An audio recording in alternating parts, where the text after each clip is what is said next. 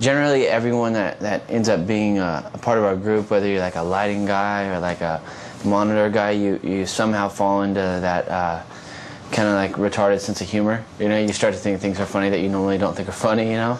And then our album title was thought of by our guitar tech, of all people, so that gives you an idea of how everyone in our little circle of friends thinks, you know? So it's just kind of like, I don't know, everyone finds pretty much the same thing funny, you know? I don't know, but when won't farts and ugly people being naked be funny? You know, it'll always be funny. I think it's timeless.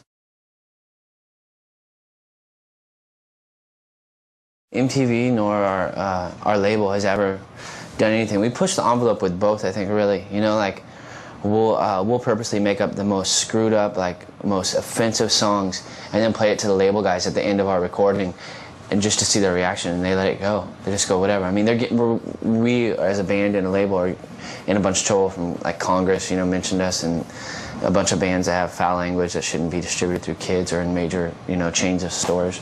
But our label's right there, like, behind us. Same with MTV. They've always been really good to us. I mean, and they've never told us, like, you gotta look a certain way or say this a certain way, you know. With this album, we wrote everything in like a matter of like 2.5 weeks, pretty much. Like, you know, just like we did Enema of the State, but we had a little bit of a head start before.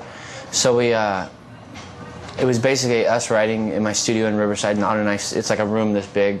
No one there, just the band, you know, the record label doesn't come by, our producer doesn't come by.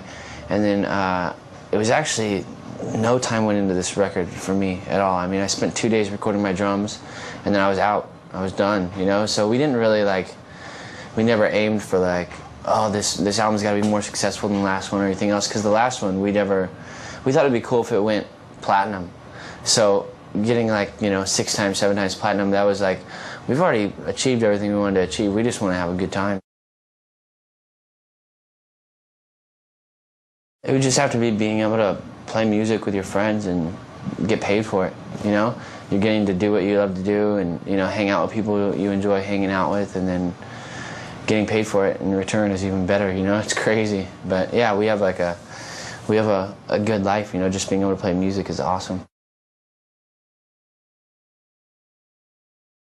I always mess with him. Like, I'll mess with Mark. He's really paranoid. He's like anal, you know? He's like kind of a woman in some ways, you know, and like he'll be in his hotel room and I'll go and I'll bang on his door, you know, hit his hard, you know, really hard, and then I'll leave, I'll run, and then he calls Brian, our security, and they have to stand by the door all night, you know, because he gets so paranoid or whatever. Or I'll turn off their electricity, or I always mess with them, actually.